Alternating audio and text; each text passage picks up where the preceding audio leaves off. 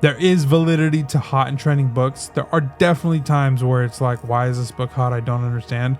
But I think anytime you have a book that hits hot or trending, it is officially cementing itself in the market and is becoming a recognizable book. And either it'll be something that we'll look back on and be like, why didn't we buy that? Or it'll be something that we look back on and be like, why did that book ever get popular? I don't know.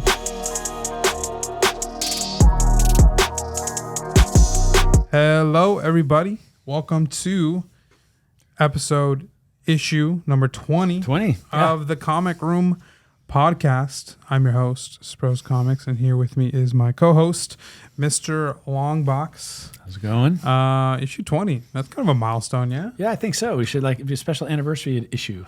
Yeah, we are. Yeah, I mean, all of our hot takes, we're airing them all out. That's right. Bringing the heat.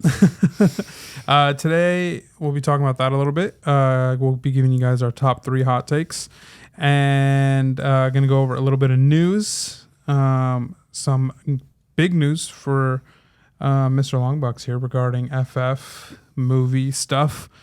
What else we got? A really cool show and tell, at least for me. Yeah, definitely. I'll say we got two completely opposite sides of the spectrum here as far as the show and tells go. But yeah, thanks so much for watching and listening, everybody. Really appreciate it. Is there anything else I'm missing? No. One of these days, I'm just gonna I'm really gonna get the rhythm of the intro part, and it's gonna come out like nothing. I whenever I'm doing a podcast, I always have. I never get the start. It's never smooth ever. Yeah. It's just, and then you get rolling, and it's all like. And then I often go back and re-record. Yeah. The beginning because I'm just not in the flow. Yeah.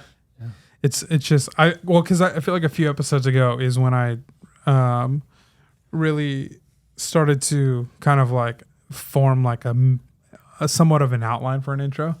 So I'm trying to be consistent, introducing myself, introducing you as the host and co-host, and then giving a short kind of presentation of what's going to happen. Speaking of table of contents, if you're looking for something in particular in this video, you can check the description for timestamps for pretty much everything that we're going to be talking about. So if you want to skip and get to the meat of it, you can go ahead and do that.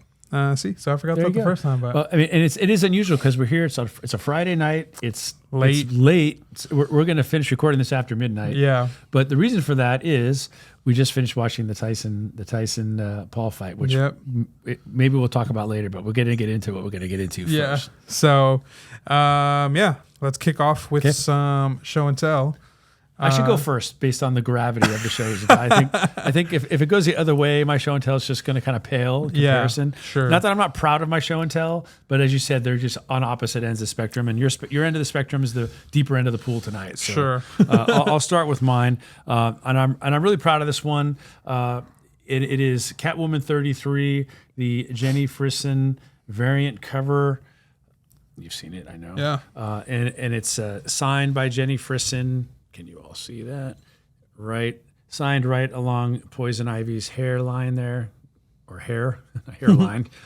And CGC 9.8 in the CGC Signature Series, White Pages, obviously it's brimming. It came out in 21, so I brought this because Jenny Frison is one of my absolute favorite artists. You recall when we went to WonderCon together first time, I brought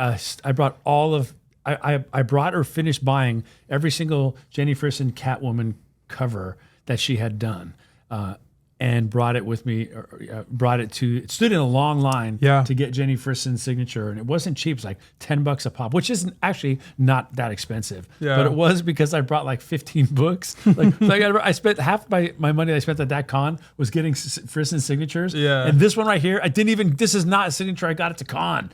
I have another one of these at home. But I didn't want to pay to get to verify because it would have been blown my budget out, right? Sure. So I just have all those raw back home in my collection. But when I saw that she was doing a CGC signing, I had a hard time deciding which of the ones I wanted would I want to be slabbed, and I went with this one because I think the colors are gorgeous. And frankly, of all the Frison Catwomans, it's the least slinky of them all, and I think that also makes it one of my favorites. It's just not that they're slinky, but this one is the most genteel and artistic of them all, I think. I love the colors. I love the flowers. That's one of her trademarks is the flowers. And you know, the green is really cool. Yeah, it's just a gorgeous cover. I just love this cover. So what I ended up doing is I found a dealer that was selling, because these weren't that old, that kind of a retailer online that still had copies of this. So I bought every one that he had. He had like 5. And it was, I think it was like $5 for each one. So I bought all 5, knowing that one of them had to come back looking like it could be a 9.8. And I got all 5, and I cherry picked the one I thought was the nicest and sent it in the CGC. And so, had it not come back a 9.8, I would have been disappointed, but it wouldn't have meant less to me. But 9.8 is kind of what you're going for, right? Sure. I just think she's extremely talented artist, and not that the comic book industry isn't loaded with talented artists, but what I like especially about Jenny Frison is that she's instantly recognizable. Like I can spot a Jenny Frison cover across the comic shop, like on the rack. It just stands out. That photorealistic. I think is the way Ollie at the LCS talks about it. And he's like, yeah, I think that's pretty right. And the way she does hair, the kind of strands. That's Love this book. Monetary value, it's not about monetary value. It's more about just this is one of the things I love about comic books is just sometimes you just getting it for the art. And this is something that I'm proud to own in my collection, and it's cool that her signature's on it. So that's sweet, nice. Yeah. So shout out Jenny Frison. Shout out Jenny Frison. One of my favorites. Jenny, if you're watching, thank you for your excellent work. Nice. That's a cool book. I really like the greens on that book. Yeah. Gorgeous. All right. My book here is a book, to be quite honest with you guys, a lot of the books that you're going to see from me in the upcoming weeks' episodes are going to be books from the collection that I just purchased and books that are for sale. And yeah, both as a marketing tool for in my inventory, but also saving my personal collection for later when I don't have amazing books like this. Yeah, and this one just came back since the last time we recorded, I think. Yep. So this is the biggest. This is probably the biggest CGC submission I'd ever had. There was a handful of just grails. This is the biggest grail that I've had. I don't know. I think, FF5 is my biggest grail, I think. Definitely, yeah, because, that's a 2.0 and it costs about what this costs, and this is a 4.0. But this is Avengers issue number 1 in a CGC 4.0 off-white pages. Man. So this book, I really thought was going to come back a 2.5 or a 3.0. So you can only imagine the look on my face when you guys know when you submit to CGC and it says shipped, right? And you know that you can then see the grades. So when I clicked on the button to look at the submission, and I'm expecting this to be a 2.5, 3.0, maybe even worse if the grader was having a bad day or whatever.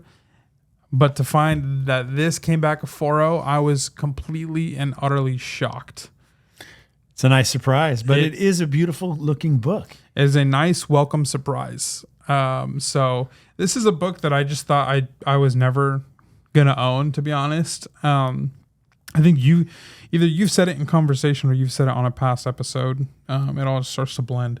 But yeah.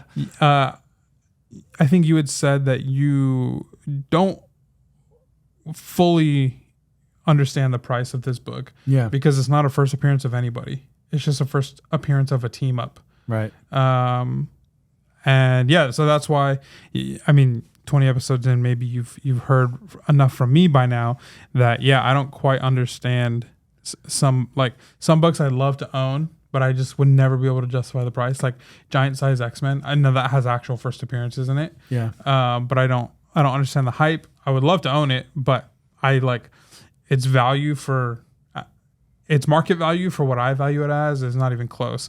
And so this was kind of, I had the same thought, but I got to be honest.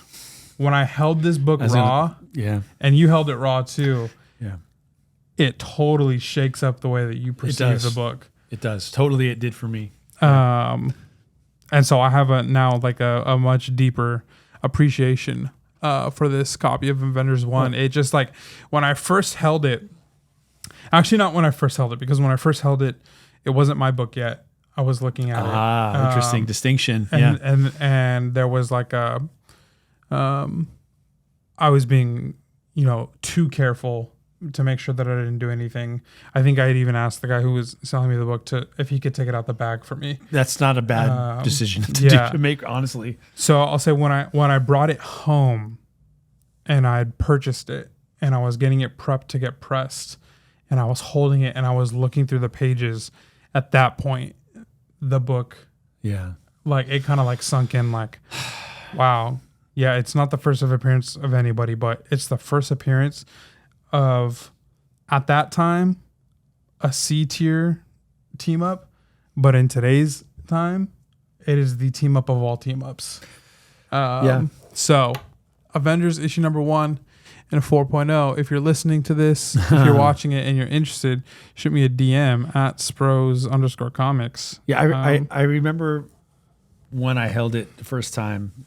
I feel like I'm talking about a child, When I first held it in my arms, but when I did, what I realized or what I felt was, look, I'm holding history in my hand. I've seen this book pictured in the Overstreet Price Guide. I've seen it on posters.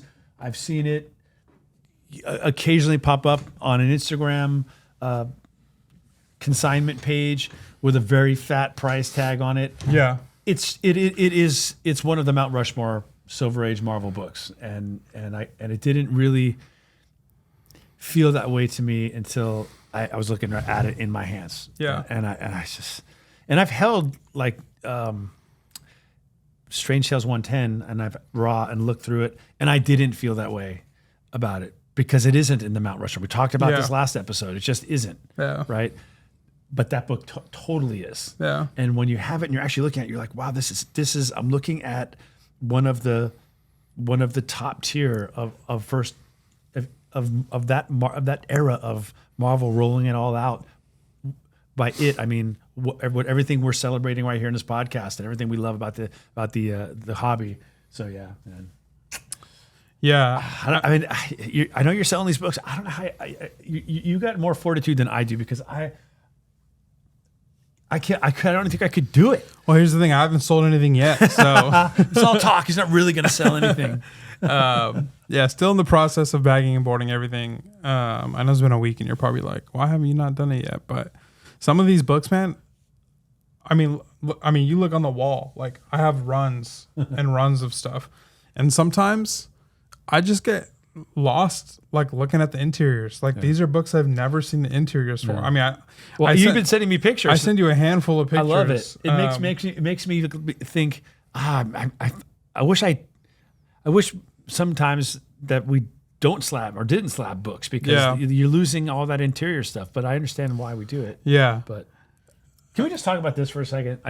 Sure. It's here and pull it off. And we purposely put it here because it deserves a prominent spot. And the story of this is... Hold on, you're a little too far from the mic.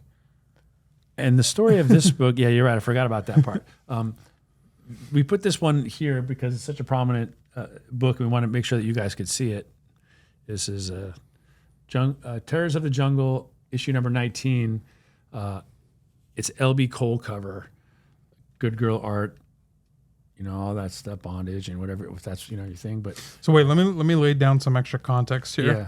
So I every book you see on the wall, almost every book, I'd say like 45% of my inventory, and like 95% of the good inventory is I bought from a collection, from an LCS owner here in town who was just looking to move the books as quickly as possible. Told him pretty much I was doing this. He was super supportive, and he was like, okay, well, I need to move these quick. Let me help you kind of get your feet on the ground. So super nice of him. And so he like kind of just over the course of a few weeks just sent me different pictures of books that he had just recently picked up. And this last week, he had sent me a picture of some Golden Age, or he sent me a text and he said, hey, are you into Golden Age / pre-code? And I was like, yeah, like, let me see what you got. He sent me some action comics, some Batman stuff, nothing I was like really too keen on.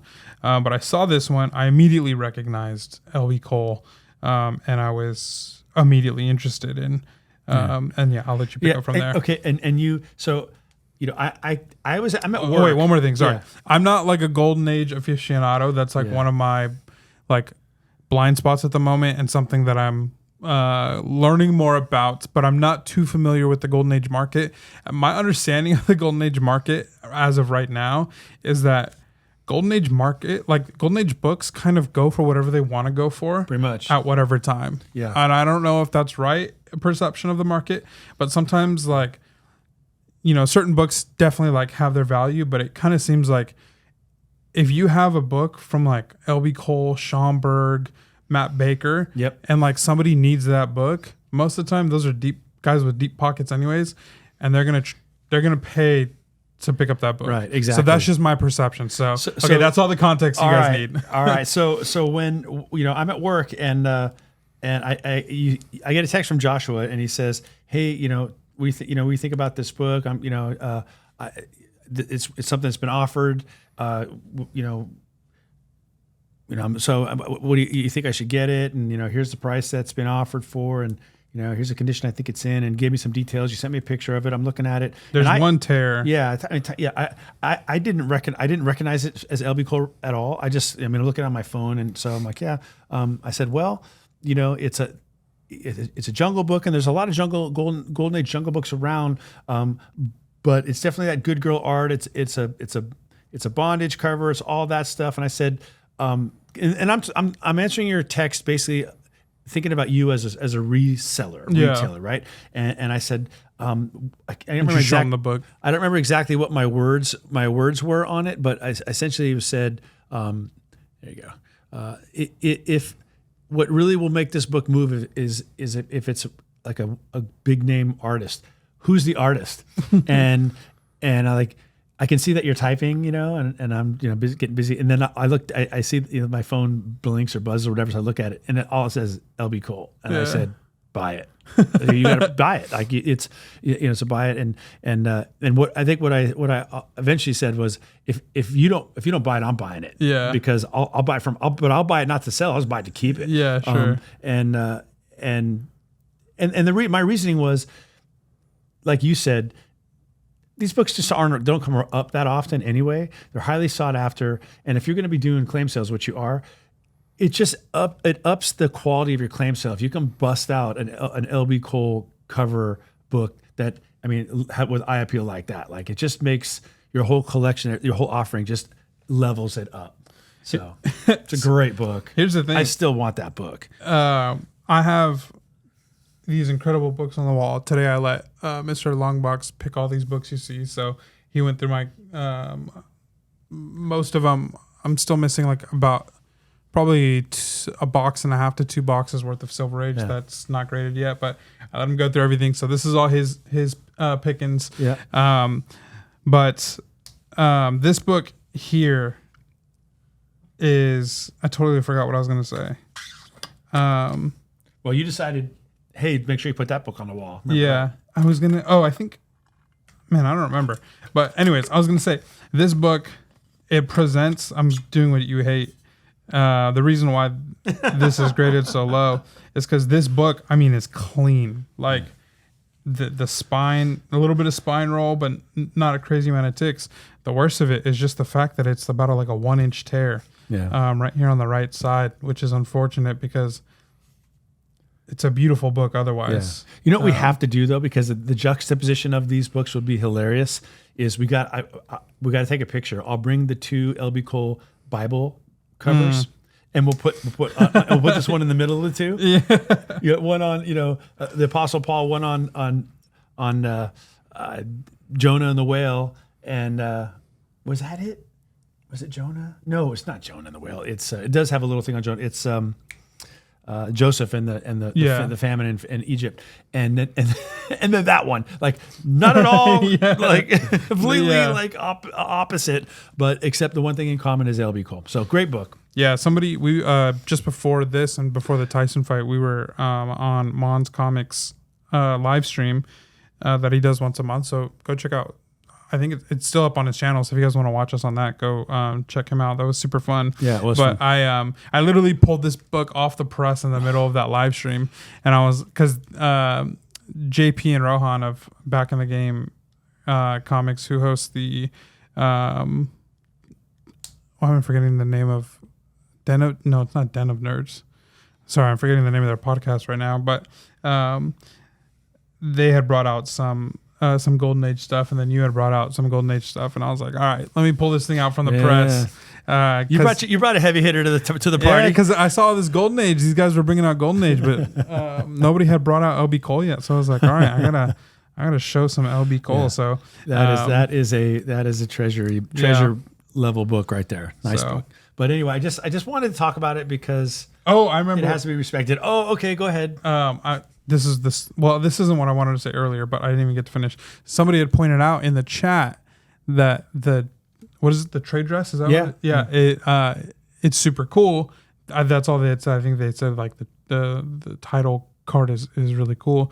And I looked at it and I didn't realize it when I bought it or when I was cleaning it and pressing it, but the jungle is written in bamboo. Yeah. Which is a really nice touch. Yeah, that's cool. So that's pretty cool. So it's kind of like Machine Man over here, where the machine is riveted. It has rivets. Yeah. Like I like when they extend the creativity to things like the trade dress. It's cool. Yeah. So this is my first Golden Age book, I think. Look, watch out, Joshua. I'm just telling you right now, the Golden Age bug is a thing.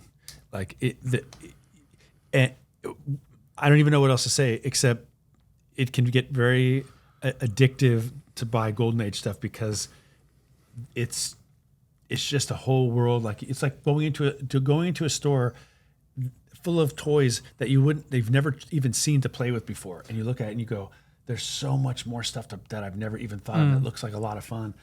The problem is it's so expensive. You know? Yeah. Well, here's the thing. I've now in this collection, I've now owned so many books that I've would have never owned before. And so, I have FF48, Iron Man 1, and X-Men 12 at CGC that are coming back. Some of the other ones that are at CGC with that I already own. So, no, but those books, I would have never thought to own them. Yeah. Right? I don't care for FF48. I've talked about that before. I do. I like it. I like Diaper Man. I think 49 is the better book, but excuse me. Just owning so many of these books where it's I'm immediately, because of what I'm trying to accomplish, I'm immediately achieving goals that even people on the live stream tonight were talking about. Yeah.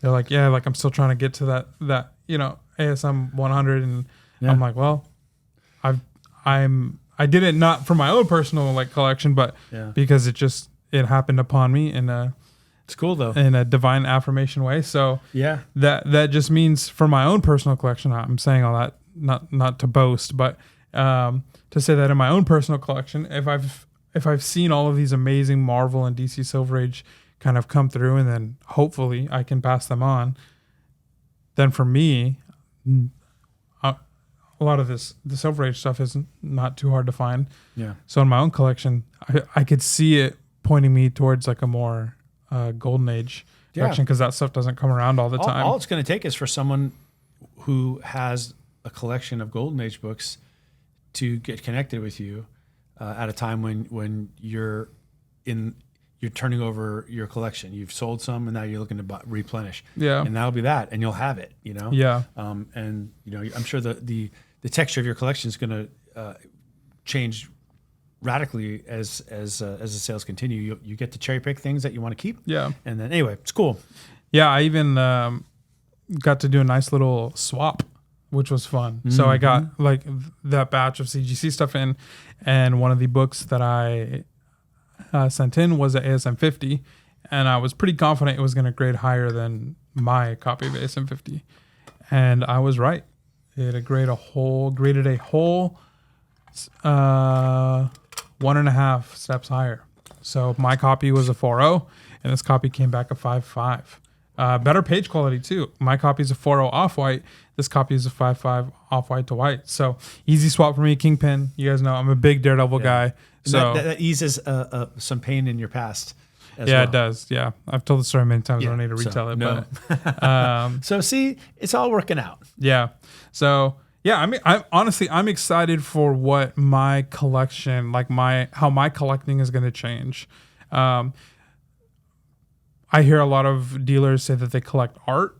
They kind of chase after more of like the rare stuff, the harder to get stuff, because a lot of these books, they own multiples of them. They own so many of them over the course of 10, 20 years that it's like they want to keep the stuff that doesn't come across the table as much.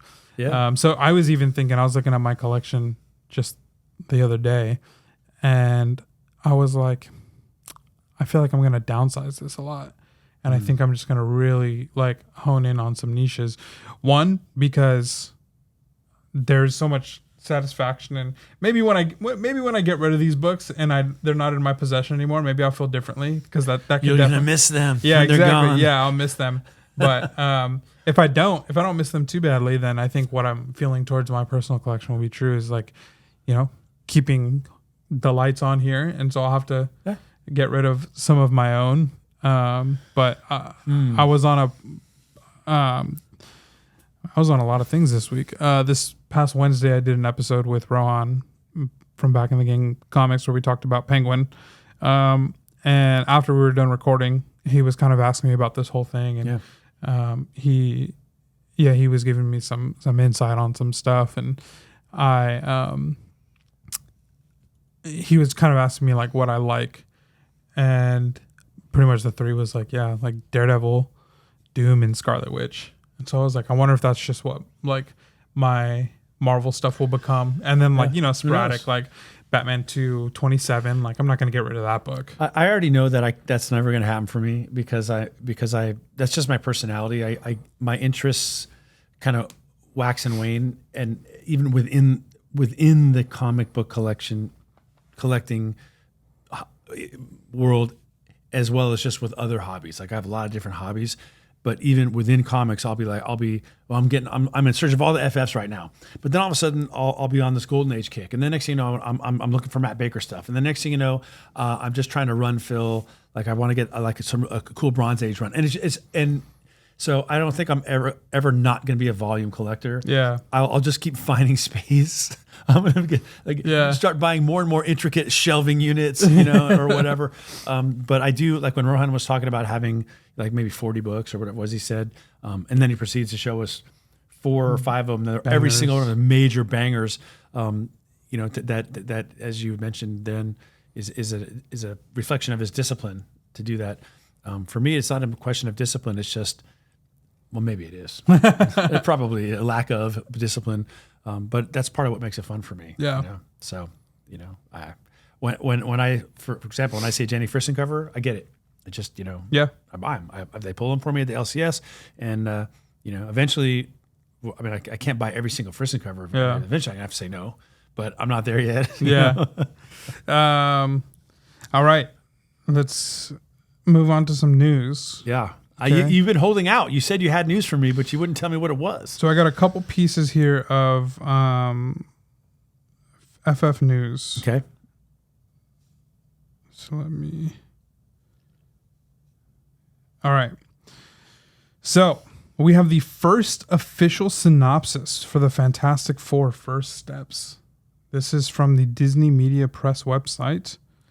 So the official press website. Actual synopsis. Did they take my idea?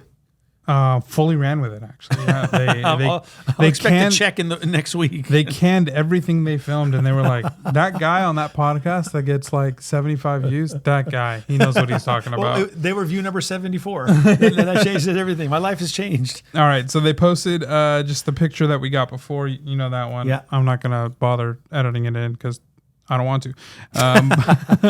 But I will put this picture up. This is so you guys can read along if you're watching. Set against the vibrant backdrop of a 1960s inspired retro futuristic world, the Fantastic Four First Steps introduces Marvel's first family: Reed Richards and Mr. Fantastic, Sue Storm, Invisible Woman, Johnny Storm, Human Torch, and Ben Grimm, The Thing, as they face their most daunting challenge yet.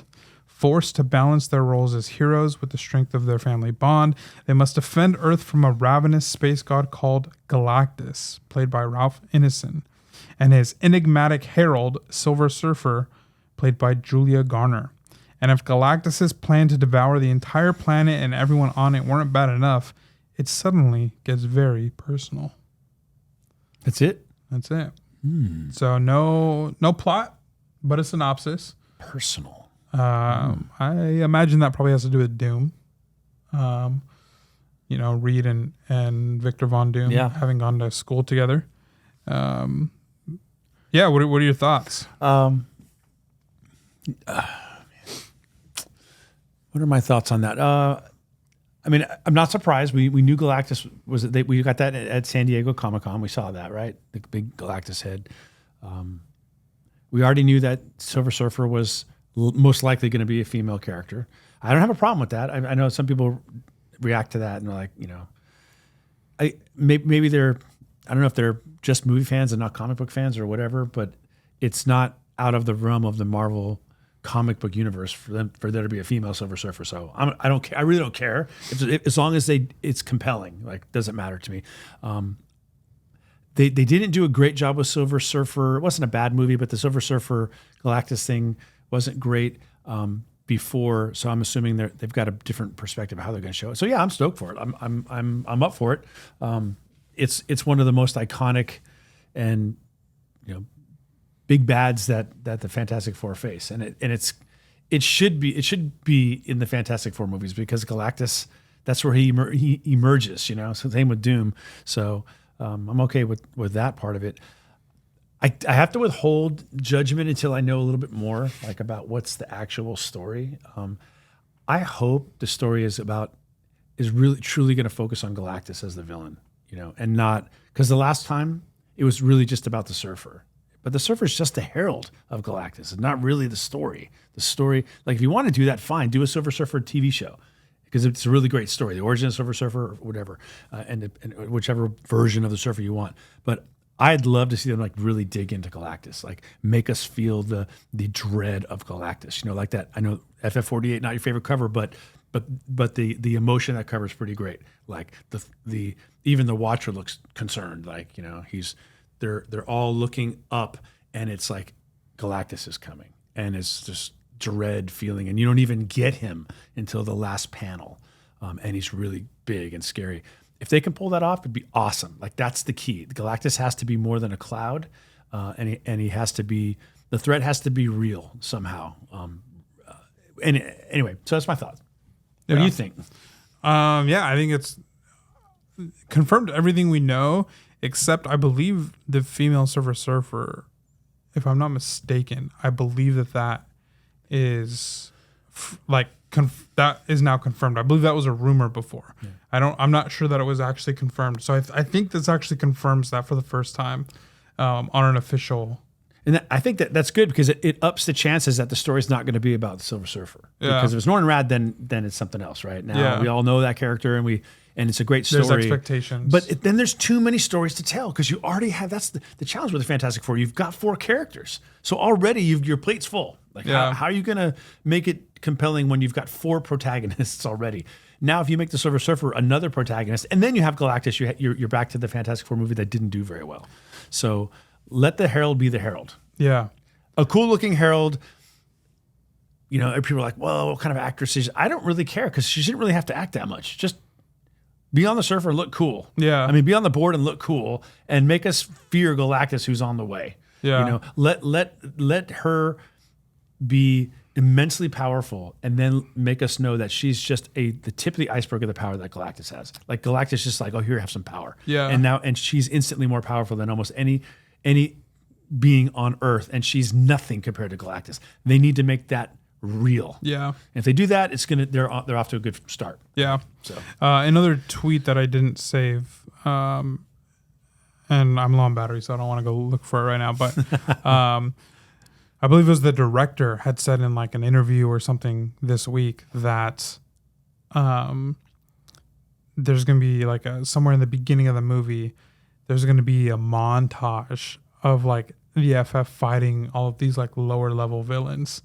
oh wow. Yeah, so The Mole Man. Mole Man is going to be, that was like the big one that was referenced, and Okay. we already know he's in the movie, so probably some of your other niche FF villains. Yeah, that's cool. I like that. So yeah, maybe the Puppet Master show up. Yeah, it could be. I won't say get your hands on the copy of the first appearance of the Mole Man, because that's FF1, but FF8 is the first Puppet Master. Yeah. There was talk that John Malkovich would play that character if they ever were to develop it. Oh, they confirmed who John Malkovich is playing. I think that should be easy Google. So let me look. John. Which is kind of typecast, because the only reason you would think instantly John Malkovich is because the Puppet Master is bald. But it's not like any other actor in the universe. They couldn't make him be bald. So, but Malkovich is one of the most talented actors I've ever seen. So it would be amazing. Oh, I got you. I made you look up your phone. It's going to die. The countdown has begun. What percentage do you have? 7. Ooh, 7%. My phone's never even gotten close to 7%. I'm such a charge hound. Oh, I'm at 89%. Well, I need a charger. Hurry.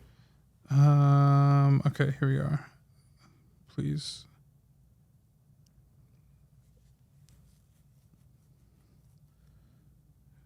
Ivan Kragoff. Ivan Kragoff. Who's Ivan Kragoff? Red Ghost. Oh, Red Ghost. Okay. That's a Issue rumor. 13. It's a rumor. So, Okay. yeah, there's a potential sleeper. Sometimes the rumors hit a little late as far as the market goes. That's why I like to stay. That's why I like to stay in tune with leaks and rumors. Sometimes you can get ahead of the market on it. But Okay. yeah, Okay. So here's my hope. I want to see the Impossible Man.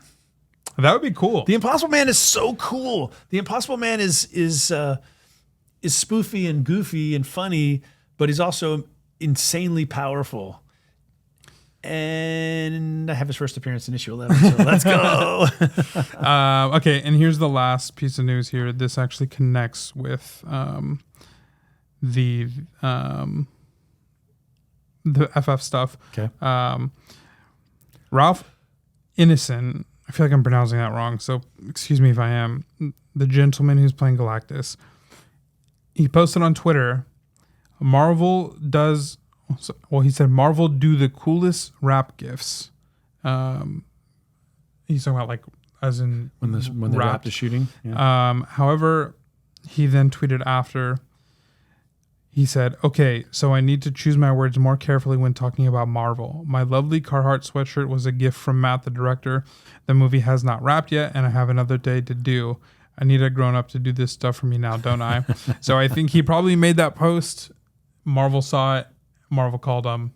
Right. You know, they can be real hounds about it. But he posted a picture of the, it's like a Carhartt sweater with a patch on it. So... That's awesome. I want that patch. Yeah. That's going to be available. That's definitely going to be Hopefully. FF merch. I want that patch when I go to the movies. I want it to be the thing that they put my popcorn in. or put a popcorn on. You know? I mean, you have these cool like things up there. I don't know if you can see them on the screen. You can see one of them. I want something cool for FF. Yeah. Yeah, so pretty cool. A lot of FF news for you. Yeah, that's great. I love it. I mean, all this means is more stuff for me to cosplay with in the future. There was some other news, but nothing crazy or like Okay. confirmed. Batman 2 is shaping up to start filming at the beginning of next year. Looks like Spider-Man 4 with the same. They're getting ready to shoot. So those are progressing well. Seems like FF is probably going to wrap soon. Yeah. I believe when we get into holiday season, people are speculating that we could get a Superman trailer because they've already been wrapped for a couple months. So people are expecting a Superman trailer before the end of the year. So maybe we'll get that holiday time. If not, we'll probably get it early in 2025. But yeah, kind of quiet week. I think everybody's kind of just letting, the Penguin just resonate. I think everybody's still reacting. That's right. And it sent some shockwaves through the community. Yeah, I think it was. I had some thoughts after that I should have written down that I intended to mention this week, but I didn't. But I do want to say this. Spoilers for the Penguin. So just skip ahead a couple minutes. Well, I'll probably just put a timestamp here, anyways. But you know what the worst part is about Vic's death? As maybe you saw my tweet on this, is the fact that we're probably never going to hear his name again. Like, Penguin killed him and then threw his ID in the river so that he won't be identified. And it's going to hurt so bad when we watch the Batman 2 and there's not a single ounce or nod to Vic. And I don't want there to be, because I want that. Yeah. I think that really cements how evil Penguin is. Yeah. So, like the fact that he didn't just kill Vic, he killed his name and he buried it and sealed it. Like, it's gonna be painful in Batman 2, and it's like where you're like, man, Batman should find out, and it's like, Batman might never find out about this kid. I mean, Victor, it's messed up to think, but he was disposable. Like, he had no family, the only connection he had in his girlfriend. She left, and he didn't go with her. Yeah, he chose not to go with her. Penguin, Cobb had let him go. He said go, and he didn't do it. I wonder if that was like maybe potentially like the only ounce of mercy that Penguin had left was telling him that he could leave. Yeah, because he probably knew that the longer this guy stays, the worse it is for him. Yeah, exactly. And his girlfriend certainly knew it. His girlfriend's like, he's not a good guy. He's not going to be good for you. But when Penguin had gone through that experience of his mom being kidnapped, it really solidified to him how family made him vulnerable. He was willing to give everything up just to get her back. And so he's like, no more. I'm not going to do that anymore. I can't have any of these vulnerabilities. I finally got what I wanted. I need to keep it. And so he just erased him. Yeah. So anybody who's like holding out hope that, well, we didn't actually see for sure that he was dead. Like maybe he, I always wonder when they have strangulation shots in movies, they always, as soon as the person stops breathing, they let go of the throat and they walk away. It's like, well, they're not dead yet. They just passed out. Like when you need to keep. I sound really sinister saying this now. Actually, as I say it, I'm realizing I'm sounding like a killer. But you're not dead when you pass out. If you're holding your breath, you passed out. You still have probably a minute before you actually die. But they always show in the movies, like as soon as they pass out, they let go of the neck and then they walk away. I'm like, that person's gonna wake up in about 10 minutes. That's not gonna happen with Victor. Well, also, funny enough, the night before, on last Saturday night, we were at a Friendsgiving, and one of our friends is a lawyer, and for some reason, Daryl was like, I started asking him questions because he's a prosecuting lawyer, and I think he was talking about a case that he had already done, and I think it was like a pretty similar to like Vic, like it had something to do with that. And so Dara was like, okay, can you define like how strangulation like happens? Oh, wow. Because she's like, in the movies, when I just see them, she said the same thing. Like, doesn't it just pass out? Yeah. And I'll save the graphics for your own research because I'll explain it to you off camera. But from at least what he said, not confirmed by a doctor or anything, it works. Strangulation works a little bit differently. Oh, okay. So... Okay. Yeah, he probably. I think it does go from like, yeah. I don't want to get into it because it's a little graphic. But see, so I don't know. So you guys, I'm not a serial killer. Doesn't that make you happy to know that my knowledge of strangulation is actually erroneous. That's not good. Yeah, but not confirmed by it's just a lawyer telling us this. So lawyers think they know everything. So Yeah. so I don't know. True. We'll I guess we'll confirm some other time. Yeah, and all right. Don't confirm in the comments because I don't want to. No, they'll flag it for sure. Anyways, good time to pivot. Hot takes. Hot takes. Oh, let me get my notes. All right, we're down to 6% here. Okay.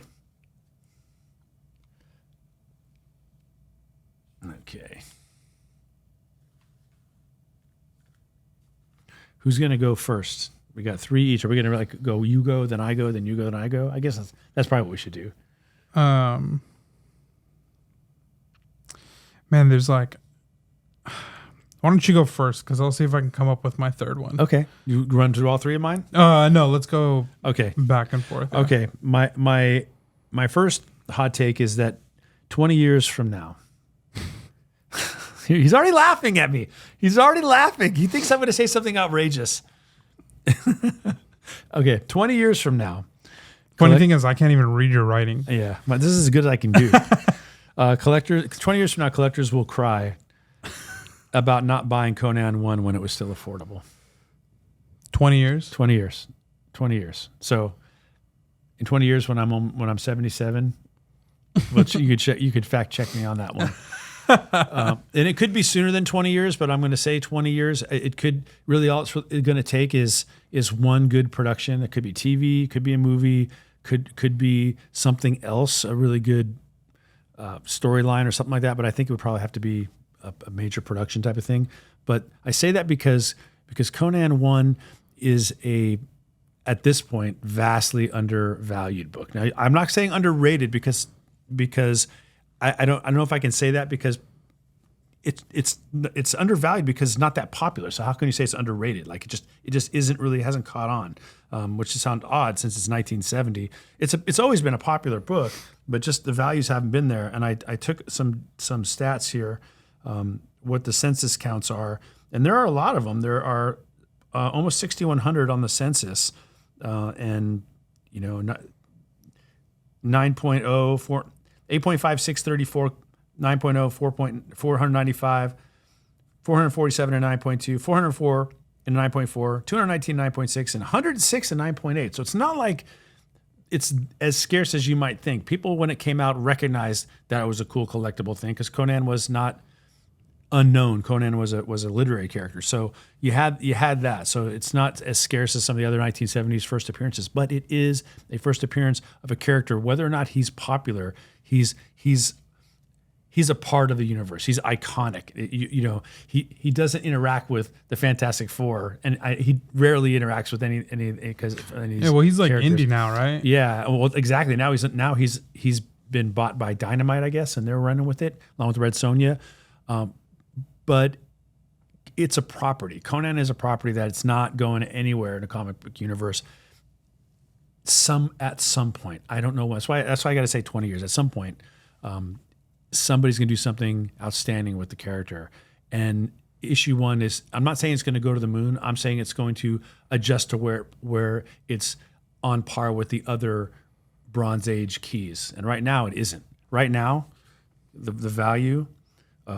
Now, if you have a 9.8, of course it's going to be crazy. But if you have like a normal mortal looking copy, just real quick, I don't want to spend too much time on it, but the values of this fair market value for a 9.8 is only 8,000, which it's not. I mean, that's not nothing. But I think it's probably going to be, if you really tried to buy it, you would have to pay more than that. But fair market value for a 9.6 is 2,800, 9.4, 1,350, 9.2, $900, like less than 1,000 for a 9.2. A 9.0, 850, and an 8.5, 550. That's kind of where the break is. If you're really looking to get a collectible one, I'd say get a 9.0. I have an 8.5, figures, but I'm still proud of that book. I just think compared to the other Bronze Age keys, it just lags way far behind it. And at some point, it's going to snap up to it, and people are going to go, "Why? I can't believe I waited all this time. Why didn't I get it? It was so stupid. It's so obvious." So that's my hot take on that one. It's not extremely controversial, But I'm telling you, it's gonna be 20 years, and people are they're gonna be whining about it and saying, "Oh yeah, I remember when it was this." But these are the same people who are saying Conan's never gonna go anywhere. It's gonna go somewhere. It's just a matter of time. And when it does, people are gonna be crying. Did I do my copy for the show and tell yet? Do you know? I don't remember. No, you didn't. Yeah. I don't think you did. No.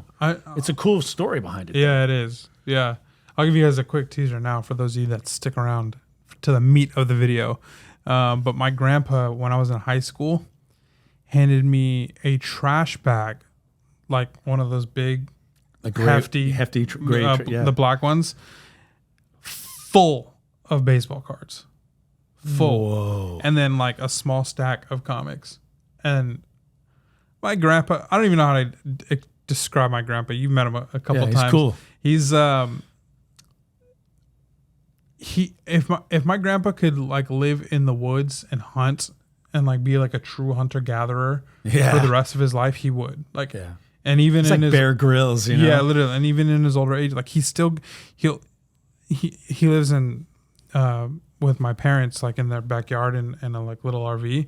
My parents live in the house that he owns, but he doesn't need all that space, and so my parents took over. But anyways, he'll just like leave for like a week, 2 weeks at a time, and he'll just go hunting in like Wyoming or Arizona or wherever it is, and he's just like gone, and he comes back and he's just like living off what he hunts and gathers. That's incredible. Like it's crazy. Yeah. So looking back, the fact, I don't even think he knew. I think he just picked them up at a garage sale. But the fact that he handed me Conan books is kind of like on brand. And you still have that book, right? Yeah, so I ended up getting it graded. It came back a 4.0 or a 4.5. Yeah. One of the two. You're going to do what you want with it, but I really hope you keep it. I know you don't, Conan's not your thing. Yeah. But just because of the story behind it, I think you'd regret it. I do. I think you'd regret it if you got a lot of other things you can sell. It's no big deal if you just kind of stick that somewhere and keep it. You'll be glad you have it. Yeah, it's not worth much. So it wouldn't be, it's not like it's something that's like a regret to keep. But I remember when he handed me the because I was in high school, he handed me the trash bag and he handed me the comics. And he the intention was nice, but he said, maybe this could help you pay for some college or something like that. That's cool. And so, like your dad's an OG. Your grandpa, you guys hung out with Bob Dylan. I mean, you telling me like, you know, me and Dara are huge Bob Dylan fans, and you're like, oh yeah, my grandpa like would hang out with him in Laurel Canyon or wherever it was, like Topanga, and I'm like, wait, what did you just say? Why are you serious right now? Like, that guy's a legend. And your grandpa was just like, yeah, you know. Yeah, we still my parents think it's a coin flip on whether that story's true or not. But I mean, I have no reason not to believe them. Yeah, you just have to accept that story because it's such a great family legacy story. Yeah. If someone, it turns out, was exaggerating, it's not your fault, and you don't need to know that. Just enjoy the story. Yeah.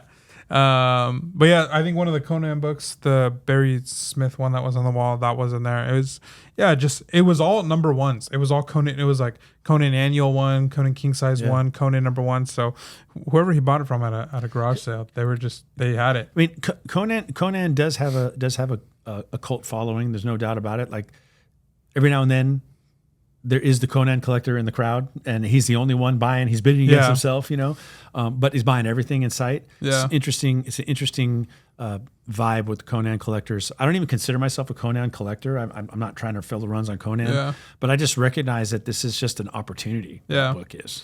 In the baseball cards, mostly 90s junk, right? Nothing crazy.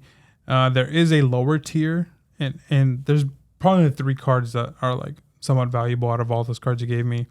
A lower tier Ken Griffey rookie card, not worth much because it's one of not the upper deck one. The one. Yeah. Okay. They got counterfeited or whatever. By a lot. Yeah. An Alex Rodriguez rookie card, and it's not in great condition, so it's not worth much. But if it was in higher condition, it would actually be worth quite a bit. It's Derek Jeter's draft pick card. Oh, wow. And that card actually fetches a good price in a higher grade. Cool. Well, I bet you love that because you're a huge Jeter fan. Yeah. So Jeter's the reason why I root for the Yankees. So, all right, time to move on. We spent a lot of time on Conan. Yeah. Okay. So my hot take here, I'm going to go into ascending order. So I'm going to start off a little bit cooler, and I'm going to get into the hot. Ah, okay. A big hot. So this is, I think some of you guys will agree with me. Some of you guys really won't. But I think hating on the hot / trending books of the week is baseless. I don't think that there's much reason to do it. I think it's almost always when you see people, saying like, oh, here's the hot book of the week. Here's another book to not buy.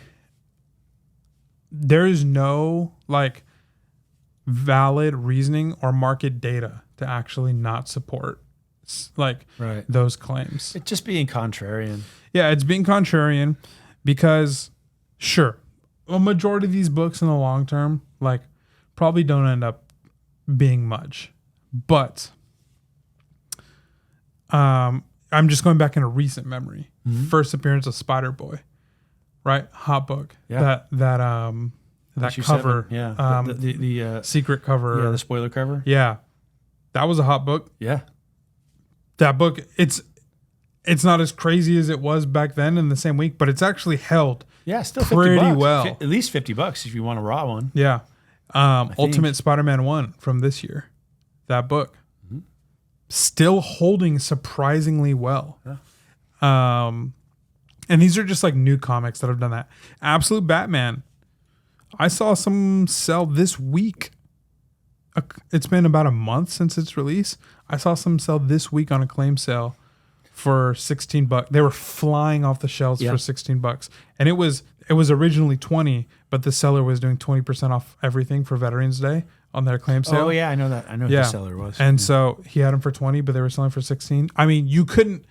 It was just taking the names. Just names flying up the thing. And he only had like 3 copies, and there was like 10 claims for it. Yeah. So I just think if we could go back in time, right, to the 60s, especially the 60s, and you make the market.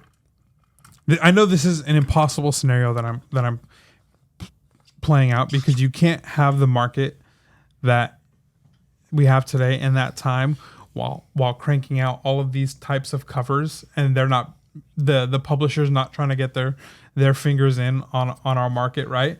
So obviously this just it is what it is. In the late 80s and 90s, the publishers wanted to get their hands onto our market that kind of we set with the things that they're publishing. Thus you get a billion X-Men ones and then limited, variants and ratio variants and all that stuff. But I think if you could go back to the 60s and actually have the knowledge that we have now and play to like, yo, this coming week, like first appearance of Silver Surfer and Galactus. Yeah. That would be a hot book. Pick up this Iron Fist 14 because it's got this cool take on a Wolverine type character named Sabretooth. You know, it's going to be hot. Definitely. I mean, don't you think that like, and I don't really know because I wasn't back in the comics at the time, but when say a book like Something Is Killing the Children issue #1, that must have been red hot when it came out because they've got like 8 printings of it. Yeah. So were people scoffing at that because now people are lining up to pay $150 for it? Yeah. Raw. So yeah, I mean, I completely agree. Like you don't want to get like caught up in all the hype and be stupid about things, but you can't just dismiss it just because it's the hot thing and therefore it's not. It'll all come down in price in about 2 months. Just wait. Not necessarily. Yeah, and I've said this before because the message is always collect what you love, right? Like don't buy the hot books, collect what you love. I think personally, now looking back, if you had curated a modern collection of only hot books, that would be a pretty sweet modern collection. Yes, it would. And you might have come down, like have lost some. But if you think about it, in the long term, you're probably going to be up or have some because those books have then like been bookmarked in time. They've entered the consciousness of the collectible world. Yep. And they've made they're like, hey, I exist. And then, They go back in, people forget, and then it'll come back up again. Yeah, people they it's out of mind but not forgotten. Like when they walk into a comic shop and it's on the wall, they go, "Oh yeah, I always wanted that book. How much is it?" And they drop $20 for it. And then in 5 years after that, maybe it's $120. Like, yeah, for sure. Yeah, it's recognized as a sought after book, and it never really loses that. So, and I think again to tie it in. Or with more to add more to it, I guess. Excuse me. Spotter Boy. Let's keep using him as an example. A new Sony movie. Yep. Right? They say Spider Boy is going to be in the next movie.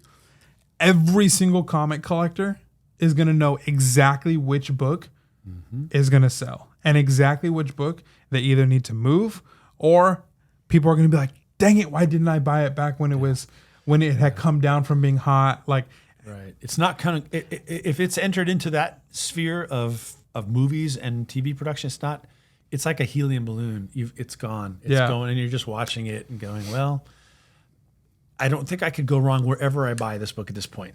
Yeah. It's now taking off. Right. I think I have it. I think I bought it. I don't remember. I know I have the non-spoiler version. With Doc Ock, the Alex Ross cover, but I think in Acclaim, so I picked that one up. Yeah, I paid. I just don't remember. I'm almost positive. And how many people, in hindsight, in 2011, when Miles Morales first came out, how many people that were collecting comics then that are still collecting comics now, even in 20, let's say like 16, because I was collecting a little bit then, but that one died out really quick. That book just wasn't on the map, and people just weren't thinking about those books at all. No. And maybe in 2011 when that book came out, some people were like, there's only one Spider-Man. Like, this book's not gonna blow up. And then using the time that is 2016, whatever it was, 2015, I get back into collecting. I hadn't heard much about it because it had been suppressed. Yeah. I knew who Miles Morales was, but I wasn't thinking like, where's his first appearance? Yeah, because I was just kind of buying a few random things off the shelves, and then here you are now, 10 years later, 13 years later, and it's a modern grail. So I think there is validity to hot and trending books. There are definitely times where it's like, why is this book hot? I don't understand. But I think anytime you have a book that hits hot or trending, it is officially cementing itself in the market and is becoming a recognizable book. And either it'll be something that we'll look back on and be like, why didn't we buy that? Or it'll be something that we look back on and be like, why did that book ever get popular? I don't know. Yeah. And telling people collect what you love. We live in an era where you can love anything and everything. Yeah. And now we have people like gatekeeping. You collect what you love, except the hot and trendy books. Yeah, but what if what you love is to chase the trendy books and speculate? Exactly. That is a really fun aspect of the hobby. It's kind of a roll of the dice. It's a bit of a gamble, but it's really fun when it pays off. Yeah. And so why not? Yeah. That's a good one. So that's your coolest of your 3 hot takes? Yeah. Oh man. So all right. Good one. Let's see. I've got 2 to go. Which one shall it be next? I'm gonna go with since I brought this book here, the Frisson variant of this Catwoman, I'll show it again. And my hot take on this, my second hot take is that Jenny Frisson is going to be the Dave Stevens of her era. There's a lot of people that J. Scott Campbell, Art Germ, Warren Lau. There's a lot of Adam Hughes. Like, there's a lot of artists that draw beautiful covers with female characters on them, right? And Jenny Frisson's one of them. Of all of those that I've mentioned, and there are others, of course, I think she's the one in the end that's going to stand out the most. I think, and that's why I'm buying all of her covers, because it may not be me who benefits from it. I might be long gone from this earth by that time, but there's going to come a time where people are younger collectors who are listening to this or watching this are going to be at a claim sale, and you'll be my age, and someone's going to say, "Hey, do you guys have any Frisson books?" And he's going to break out any Frisson book, no matter what it is, and they're going to fly. I'm jealous because she's that, I think, that unique. Like I love Art Germ. I love all those other guys, but there's, I don't want to say a sameness, because I want to say a sameness, but there's something that's instantly recognizable about a Jenny Frison book. I can't say that about those other guys, although I think Art Germ is probably would be a second place. But if I had to pick, I'd say Frison. So that's my hot take. I think she's gonna, in the end, she's gonna stand. Her covers are gonna stand the test of time more than the rest of them. No. And that's a bit of a hot take because she's not the most popular among all those. And I'm probably gonna get a lot of hate for that because people are gonna go like, "What are you talking about?" Like, have you seen? I almost said F. Scott Fitzgerald. Isn't that funny?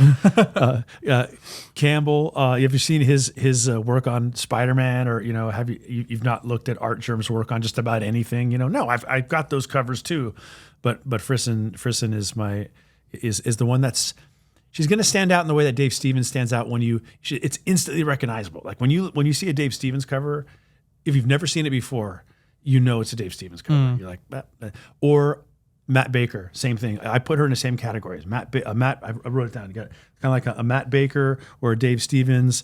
I guess those would be the two. She's going to be at that level in the future, and I think she'll be above the other guys. So there you go. There's my hot take. Yeah, I like it. I like Frison. I don't buy all her stuff like you do, but some of her covers, you just. She's doing stuff with Something Is Killing the Children covers right now. The variant covers that are they're just ridiculously good. Yeah. I think my favorite thing about her work is the way her coloring. It's just, her use of color. I don't know, her lines, all of it. I just think she's great. And, and she's expanded beyond just doing girly covers or whatever. She does all kinds of covers, and they're all really cool and always very dramatic. And stunning. So yeah, she's awesome. Yeah. So my next one, this could be, I don't know, this could be my hottest one. It could not be.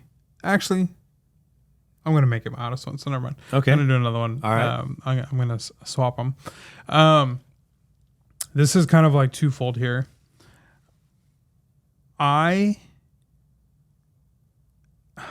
Okay, how do I explain this? Marvel movies are not as bad as people say they are. As far as the criticism it gets, but they're not nowhere near as close as good as they could be. And I don't think. Now I think I'll be wrong on this, and I hope I'm wrong, and we'll know very soon if I'll be wrong. But I'm just gonna say this: I don't think that DC will ever create a universe the way that Marvel has on screen. I think that at this point in time, I think that they'll have movies that'll do well, but I think with the 10 years, the 10 years that Marvel had to build up the Thanos fight and to have Infinity War Endgame, DC will be in the shadows of that forever, movie-wise. Yeah. And I think people are not going to want to have the patience for the 10 years to wait to see if DC will come out and make something like put a universe together. But I don't think that they could do it in 5 years either. Like I think at this point, because if you say we're going to build a universe in 10 years, people are like, dude, I might not be alive in 10 years. Like anything can happen in 10 years. Marvel is going to keep building their new universe. Like there's the Marvel. It was perfect timing for Marvel movies because there was really nothing to compare it to. It was just like one-off superhero movies by that point. Some good ones, some not so good ones. They probably had a rough plan of what they were doing, but it wasn't until the momentum really started going where they were like, oh shoot, we could build like a whole universe on this. And there was no pressure. right? They were just making these movies. True. Marvel, it wasn't even owned by Disney. It was just some indie movie studio. DC, there's way too much pressure at this point, and I think it's pressure that even if they objectively like surpass and like despite all odds succeed, I just think that there's too much pressure to do like a proper universe. I hope you're wrong. I hope you're wrong because, you know, who wouldn't want to see DC be successful at it? But you're probably right. You know, because, I think if you ask me, I think if they started to build the universe around Robert Pattinson's Batman and the Reeves universe. Ding, ding, ding. Pattinson, we got it. Here it is, guys. Listen, I think with the success of that movie and with the success of the Penguin, Yeah. and people already wanting more from that universe, I think if you built a universe around it, it would be a risk, but I think it would probably be their best chance. But I think people also are right now wanting a fantastical element to these superhero movies. It's something that we haven't seen a fantastical Batman movie since Arnold Schwarzenegger as Mr. Freeze and Jim Carrey as the Riddler. Like, I think people want that, and I think James Gunn is going to give it, but I don't know how. I think James Gunn is capable. I'm not saying he's not. I think he is, but I don't know. I'm just not confident in the pressure and expectations that the market kind of has for it. You know, I read this book over the summer, picked it up in the summer and read it over the summer. I'm probably going to reread it this summer. It's called All the Marvels. Not marbles like you roll, but Marvels, Marvels. And it essentially makes the case that, you know, it's talking about the Marvel universe. And I think that the guy's last name is Wolk, W-O-L-K. I can't remember his first name right now, but it's a good book because what it frames is the way that Marvel built its universe from 1961 to the present, and how, you know, and this dude actually read every single comic book. Wow. He says, I don't recommend it. He says, because there's so much junk. There's so much bad stuff. But he actually set out to and read it all. And he said, so he's talking from absolute authority on this. You know, how do you even approach reading Marvel comics? Like, it is an ongoing set of independent stories that are interrelated in a universe that's connected but separate in some cases. And the whole point of the book is that he kind of focuses on a set number of books that are kind of seminal in their world building, universe building prowess and different storylines. And it's really, I should just lend it to you. You'd really like it. I know you would. And he makes some really good points. And I think whether it was intentional or just by happenstance, that the Marvel Cinematic Universe kind of emerged in the same way. The creators recognized that they were working within a universe, but they didn't start out saying, let's build a universe.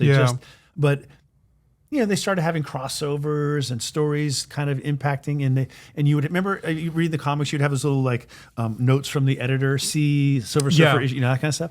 And then the stories just kind of started to lay over each other and intertwine. And that's what it was with the MCU during this 10-year run. I don't think it could have been done any other way. Like, for DC to say, like you're saying, let's do it. Like, let's create that. I don't know that. I think, like you said, I think it has to happen organically. I don't think it can happen. Well, the way that DC is going to have to try to do it. Well, that's why my first part of this hot take is bringing it now full circle. Is Marvel movies aren't as bad as people are saying. It's because that whole 10-year period was so good, right? And just like you just have 10 years of just like we got spoiled, intricate, right? And now we don't really have a future. We don't really know where things are going, but people are expecting to know where things are going. But we didn't know where things were going when Iron Man 1 came out, when Iron Man 2 came out, when Iron Man 3 came out. Am I saying that these are the best movies that Marvel could be putting out? No, I think they have way better that they can do for sure. But I think people are dogging on these movies because it's still being compared to the Infinity Saga and not knowing, like, or at least the audience not being able to capture the vision that Marvel is trying to create for the next 10 years, which is why now Marvel is being put in a position where they have to fast forward, because they had another 10-year plan with Secret Wars. I'm assuming it was a 10-year plan or something like that. Yeah. Now they've had to fast forward it to a 6-year plan, essentially. Yeah. Like, it's just they're now trying to, they put they're stacking bricks on the gas pedal, and they're trying to get out of the multiverse saga as fast as they could, because they can't even live up to the Infinity Saga. Right. And so that's why, like, there is some junk for sure that they released, like, but like Quantumania, I don't think it's as bad as people say it is.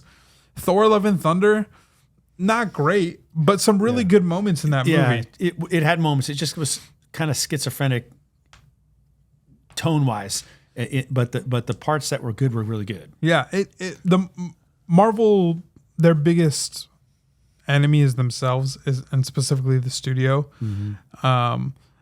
But yeah, I think really it's just the Infinity Saga, that 10 years. I mean, there's movies in that 10-year period that weren't great, but nobody like talks about those like it's a degradation to that whole 10-year period. Right. Like, but I think now we are critiquing every single movie that comes out individually. Yeah. Like, I don't think we were doing that with Iron Man 3. Like, Iron Man 3 wasn't great. I don't think we were coming out and like smashing Marvel's head in and being like, why are you not making good movies? Like, in the span of that 10 year, in the span of the Infinity Saga and what we got with Infinity War and Endgame, like, Iron Man 3 doesn't matter. So I think that it's almost like what's his name, flew too close to the sun. Icarus. It's like Icarus in a way, but it's almost like the fans are Icarus, not Marvel. Interesting. Yeah. So, and I think the reason why I say, you laugh because I talk about the Batman all the time, and I praise it and I love it. But you're not wrong about that. But I think like people have such a strong affection for that universe now, especially now that Penguin's over. I've even seen people tweet it, and I think, well, I mean, I give it a shot. Like, now the only reason why I would say don't give it a shot is because I think that the world that Matt Reeves has built, I think is really, really great and awesome. And I think I have high hopes for it. And honestly, I think he's going to come through. Yeah. So I think when you start adding elements, then I think you might like ruin the what makes it so fresh. But I think, I mean, even the next Batman, like, you know, the Brave and the Bold that they're going to do, their plans to make it a little bit more fantastical, you know, because Ra's al Ghul and the Pattinson movies, that doesn't make that much sense. No. Like, it's, you know, they had to tone down the Riddler. They changed the Penguin more Sopranos. Like, a lot of the Poison Ivy is not going to make sense in this Reeves universe. No, it isn't. So, but you're right. They probably can't, even though we will go into that Batman world, and I want to, because I like what they've built. It's not for them to do something the way Marvel did it. You're right. This guy has to be bigger, and it has to be more, for lack of a better word, it has to feel more fun. Yeah. Like hanging out with the Penguin for 8 episodes, or even Pattinson's Batman, and like, I mean, it's dark. Like, it's not fun. It's not fun. It's very dramatic and very hard hitting and emotional, but it's not fun. Like, and I don't know that people will go all in on that in a cinematic way, the way they did with, you know, having Robert Downey Jr. with his, you know, comments and Thor and all that. So yeah, maybe it's some other way, but I still hope they give us a good world with the Pattinson Batman universe, whether it's, you know, a few movies and some TV shows or more than that, because they're building something good there. But but I hope you're wrong. I would love it, man. It would be cool, right? I want to see, because DC's got these iconic characters, but you know, while Marvel developed this universe in the comic world, DC never really tried to do that historically in the comic books. Like, DC didn't really do a lot. Someone's going to argue with me here, but they didn't focus on doing a lot of crossovers in the comic books. Not that much, you know what I mean? It was more, you know, National Publications was just, well, here's the Batman title, here's the Flash title, here's Wonder Woman, here's Superman.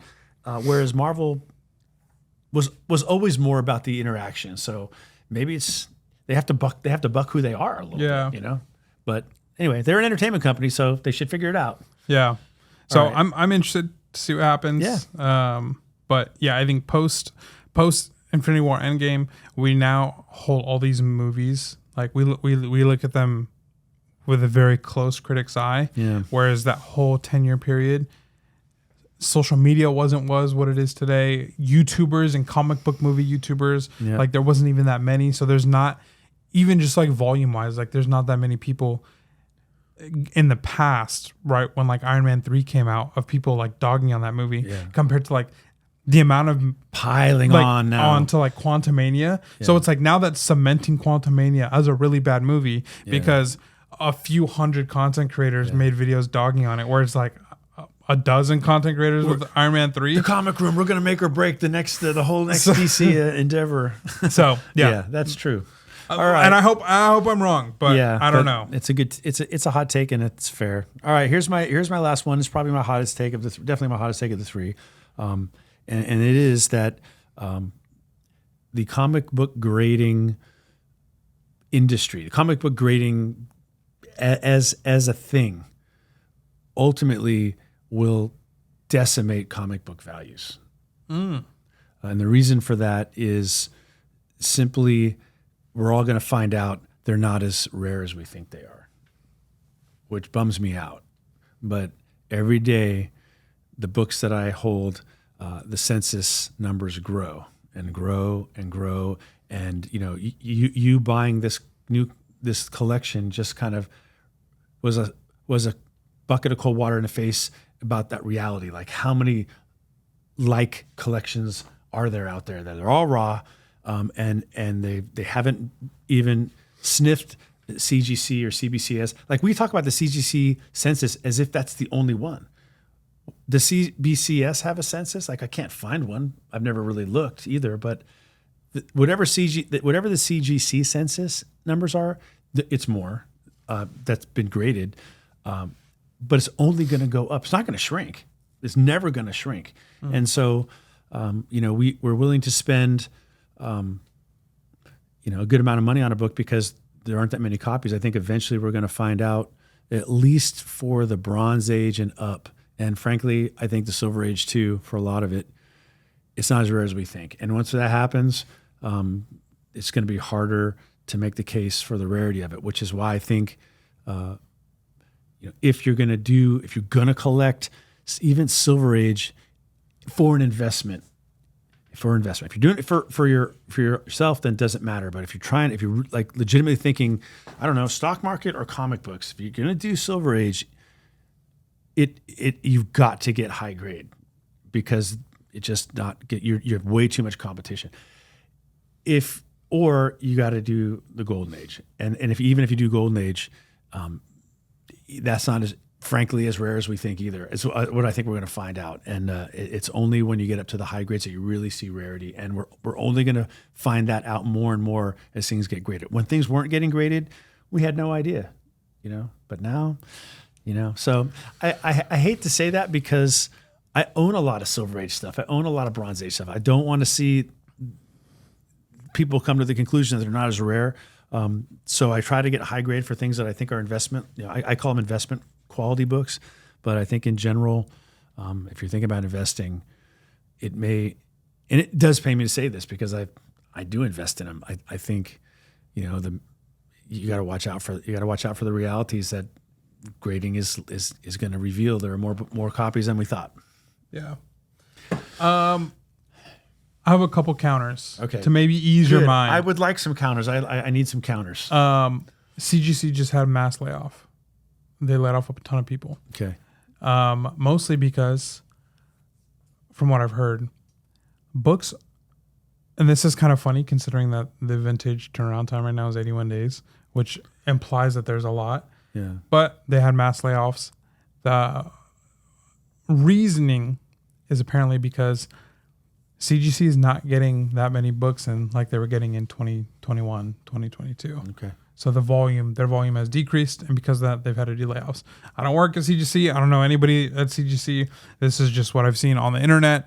But yeah. So. Okay. Well, that's good. I I'm certain that somebody knows, and if you do, or if you know where I could find this information, put in the comments. What were the print numbers for Marvel and DC in the 80s, 70s, and maybe even 60s? I doubt they were. I mean, I don't know if that information exists beyond, in the 50s or 40s, but if that number exists somewhere, it'd be awesome to know. Like, we know it for certain books, like there were only 8,000 copies of Marvel Comics 1 ever printed. Like, we know that. Yeah. So, of course they were counting at some point. Did anybody think to keep the number? I don't know, but that would be amazing to know. Like, how many copies of like Hulk 181 exist? Yeah. Like, I've always thought, well, what really is advantageous is if a book, if there's a long time between when a book gets published and when it becomes collectible, because then that's a lot of time the books hang out in commons bins and get chewed up, and that means the high grade ones become more rare. And if a book is kind of like what we were saying initially about the hot books, if a book is hot right away, you're going to have a lot of mint copies available because everybody's stacking them up. So that's something. But I just would love to know, like, how many, was it 100,000? Was it 200,000? Was it 1 million? How many copies of ASM 129 got printed? And then from there, we can try to guess how many still exist and in what condition. I have no idea. But some of these CGC numbers are getting up there, though, man. Here's my other counter to you. Okay. I also think people just don't care. Like, Giant Size X-Men 1, I don't think people care the census count. Like, I mean, clearly not. Hulk 181 as clearly well. They don't care because they keep selling, and they wind up on our head scratcher list because we can't figure, even though they're great books, like, how do they keep going up when there's so many? Like, I think census count definitely matters sometimes, but sometimes a book is just like so good that it just doesn't matter. And I think for the books where the census count, like, I don't know, I guess the Green Lantern, Green Arrow would be a good example. Like, I mean, there's 1 million of them, probably. That's just me throwing out numbers, but I don't think people care. Like, I think people are just like, it's Neil Adams. Like, it's iconic in its own right. It doesn't matter if there's so many. And then there might be like that amazing. Oh, people can't see that one. Avengers 87. Yeah, there's a ton of those. I see them all the time. But people want it. It's desire. Yeah. Now this one, not so much. Yeah, and so. Yeah, and there's something like that where, like, not everybody knows about that book, and there's maybe a lower print run than Giant Size X-Men 1, and it's not worth nearly as much, but it's older, it's cooler, it's got a more iconic artist behind, and it's not worth as much. So I think sometimes, I do think sometimes that census count matters, but I think at the end of the day, census count will never beat the human desire for a dopamine hit or for that's a good point, for to just own something. So yeah, that's my counter. Well, good. Thank you for the counters because as with a couple of these, at least a few of these hot takes, I don't want them to be right. I don't want to be right. I want the hobby to be healthy and growing, and for people to get rewarded for making good investor decisions, down the road. And it'll never, and none of these books on the wall or any of these books that people love, they will never hit Jim Lee X-Men 1 print numbers. Like, and that book's still like 20 $30. Like, I guess Amazing Spider-Man 300 is a good litmus test, right? Yeah. Like, that's the most graded book in existence, and yet how often does it show up on a claim sale and not sell? Yeah. It always goes. Yeah. For a big number. Yeah. So people aren't like, well, I don't need to pay that much. I'll get the next one. I'll catch the next train. They just buy it because it's there. They want it. Yeah. So, okay. And and the fact that these things are historic, like, I think that all of that, those are all things that will contrast a census count. It is that balance, that dance between supply and demand. Like, supply is only one side of it. Demand is the other. And if the demand continues to grow, it doesn't really matter what the supply is. Yeah. So, well, good. I'll sleep better tonight if I sleep at all, because you guys may not know, but this is iced coffee in here, and it's about midnight, and I've been drinking this all night. So I don't know. I probably won't sleep, but if I were going to be able to sleep, I'll sleep better with that information for those counters. So thanks. All right. So time for my final one. Depending what time we wrap that up, maybe we won't have time for an honorable mention. But here's my hot take. I've hinted at it already so far. And I even kind of laid the groundwork for it last week when we were talking about the Penguin. The Batman is better than the Dark Knight trilogy, Christopher Nolan's Dark Knight movies. This is a hot take for me, and I don't know if it actually is in the comic book community, but in my group of friends, I get bullied for this opinion. Like, they do not let me live this one down. Yeah. Those movies are iconic. If Heath Ledger's Joker wasn't in The Dark Knight, I don't think we'd be talking about those movies today. I don't think that they would be held up in the regard that they're held up. Okay. Batman Begins. I'm about to unleash. No. Dude, I love Batman Begins. I think it's a good movie. You do? Yes. Boring. So boring. I watched it on a plane. I would have rather just watched The Fly, the airplane. What do they call it? You'd rather raw dog the fly? Yeah. I saw it when I was a kid. I'd seen it one other time, and then I rewatched it in this comic era of my life. It's not good. I don't think it. But to it's a good origin story. To your emotion, I think a lot of people, there is like a what is it, like a cult following for Batman Begins. Yeah, find that flower. The whole thing, right? Yeah, it's just, I just don't buy Christian Bale as that's right. I remember as you said Batman. that, yeah. I think his voice. I don't know why they let him do that. Truly. Where is she? Rachel! I don't. You are unleashing. I feel your passion. I don't understand. Like, Christopher Nolan, this incredible filmmaker. By the way, Tenet is an incredibly underrated. I don't understand. I don't understand Tenet. I can't fathom it. I've watched it like 3 times. I don't get it. But dude's running backwards. That's it. But yeah, I just like. I don't buy Christian Bale as Bruce Wayne. I don't. Oh, Bruce Wayne, I can give him a little credit. I don't buy him as Batman. See, it's just so interesting because I have the opposite. I prefer the first one to the second one. So I'd rather watch Batman Begins than the Heath Ledger one. So okay, so now let's get into Dark Knight. Dark Knight. The Joker carries that movie. He hard carries that movie. Without the Joker, the rest of the plot for that movie is incredibly boring. Gary Oldman as Commissioner Gordon, I like, and I actually find him pretty captivating in The Dark Knight. But in The Dark Knight Rises and in Batman Begins, I just don't really care for most of what's going on in the universe. I think he's pretty good in The Dark Knight. But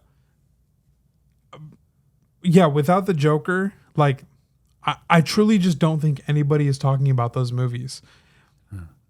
Joker, Heath Ledger's performance, iconic, right? And I came out last week and I said, hey, if there's ever going to be a time where somebody's going to put up the performance that Heath Ledger did, I think now it might be the time to lob Colin Farrell's name up there. I do too. I said it to my dad, and my dad was like, he was like, no. No, it's because you and your dad have an interesting relationship, and I really like your dad. But you and your dad, if you say left, he's saying right. Yeah. And if he says right, you're going to say left. That's just the nature of it. Yeah. So he said he was good, but he was not that good. And I was like, hey, if there's ever going to be a time where somebody's going to, like literally what I just said, that is going to be worth comparing Heath Ledger to. Yeah. I think it's that performance. Yeah. Anyways, Dark Knight without Heath Ledger, truly tell me, is that movie rewatchable No, without the Joker's performance? No, it isn't. No, it isn't. And don't laugh. You're gonna laugh, okay? But this is for real, legitimate for me. I'm not like I'm not making a joke, but it is gonna be funny. But I think it's a major step down to go from Katie Holmes to Maggie Gyllenhaal. Yeah, I'm like, what happened to Katie Holmes? Like, who is this person? What, blow her up already? You know, like I was like, what happened? Why couldn't Katie Holmes come back and revise that role? That bothered me. Tom Cruise told her she couldn't. Tom Cruise, shame on you. I don't know if that was, but I think that's the. I think that was a loss. You know, I preferred Katie Holmes in that role.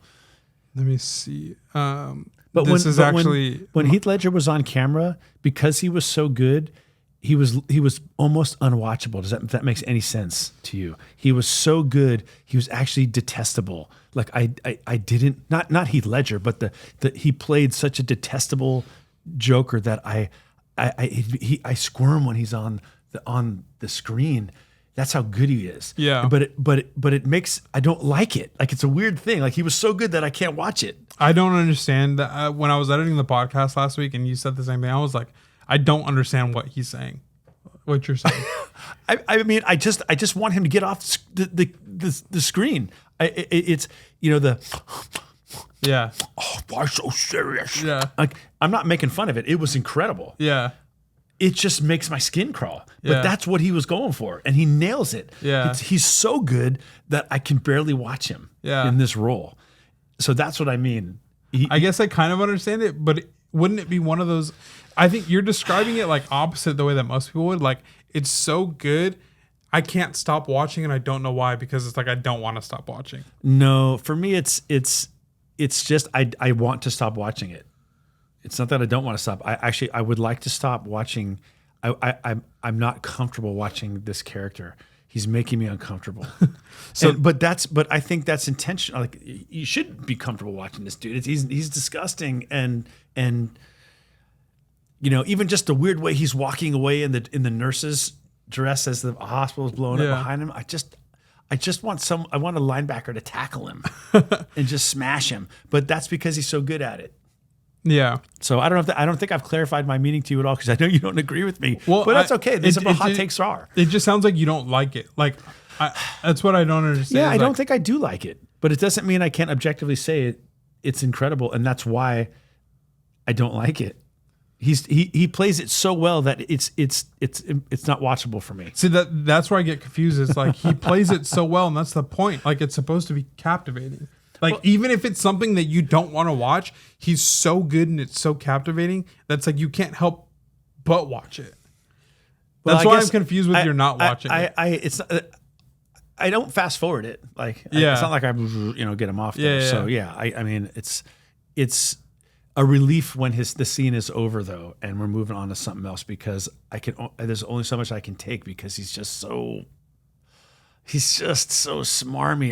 Not smarmy. What is it? He's just hard to watch, man. So, in my group chat with my friends, who all of them prefer the Dark Knight movies over the Batman, it said, "All right, dang, no wonder Josh doesn't like the movie. This guy's got a point." And he sent a picture, and it was a tweet, and it was a screenshot of somebody's Letterboxd review of the Dark Knight. Yeah. And Letterboxd, you get 5 stars to review a movie.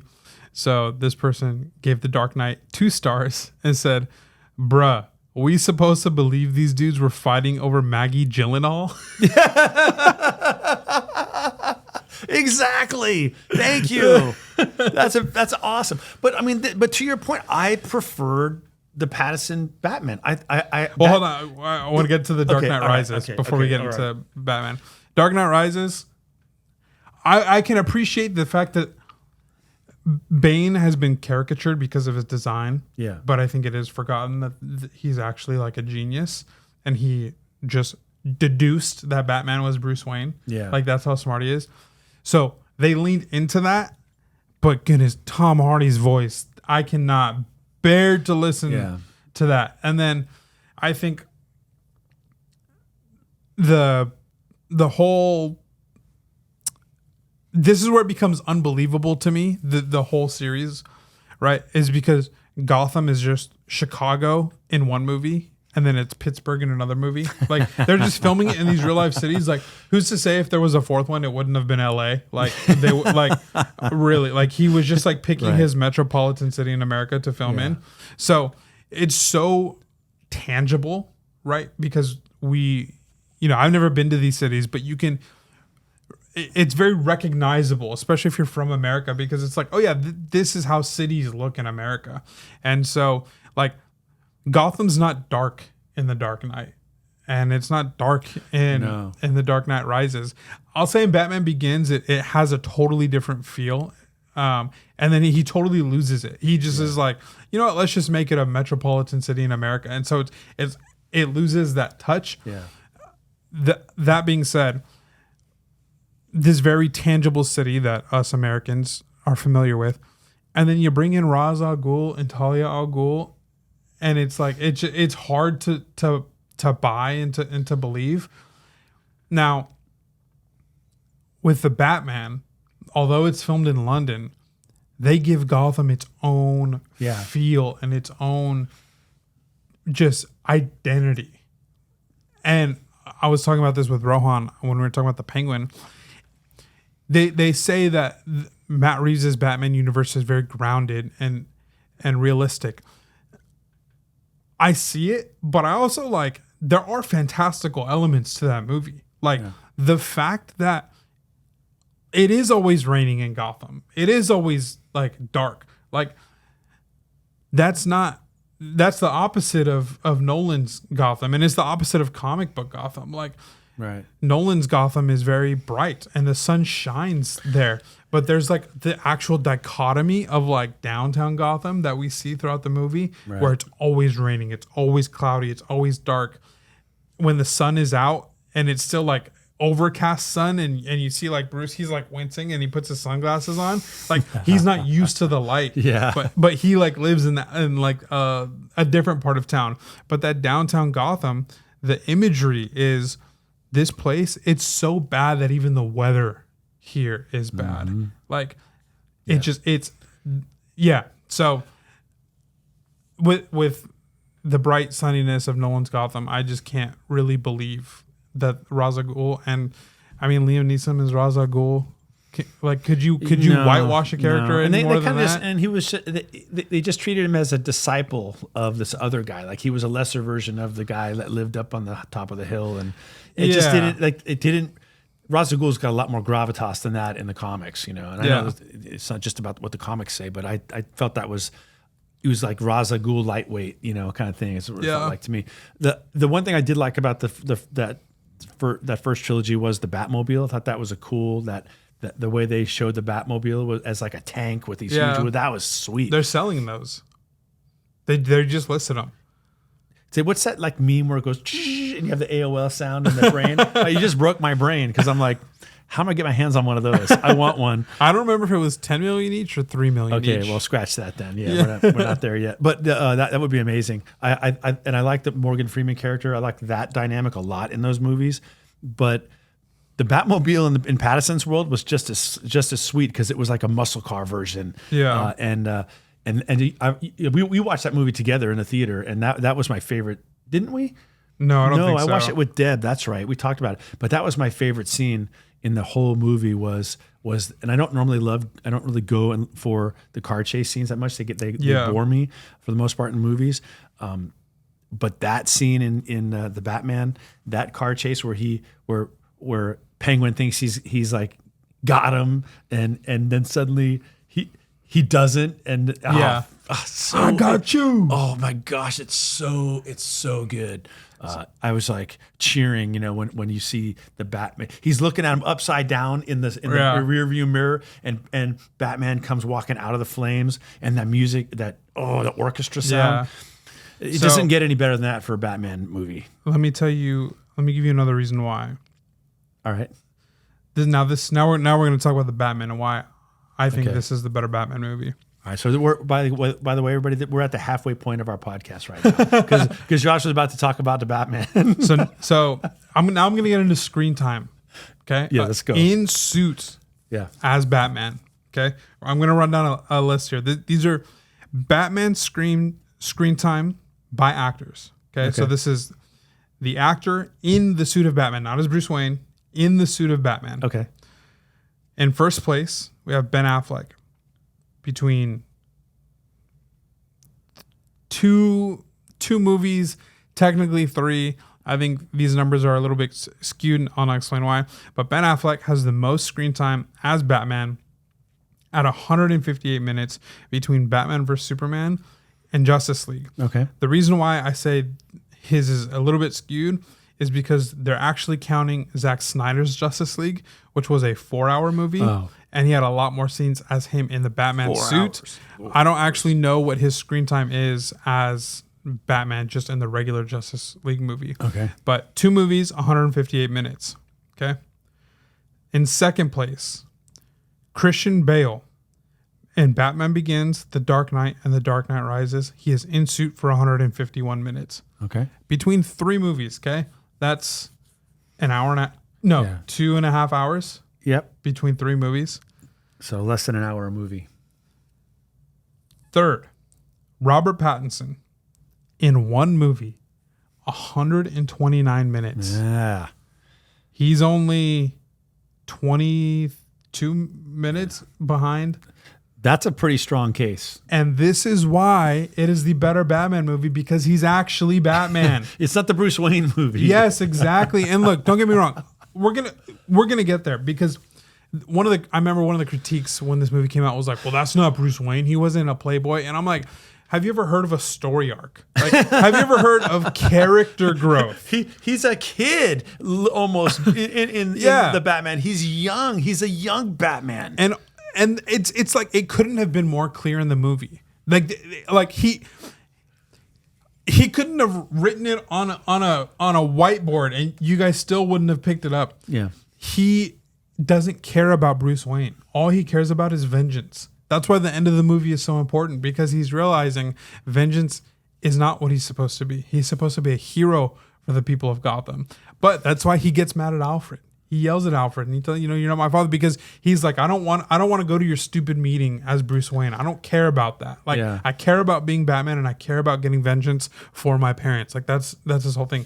It's not to the end of the movie. And so guess what? In the next 2 movies, he's going to realize, oh, wait a second. This Bruce Wayne persona, it's actually pretty powerful.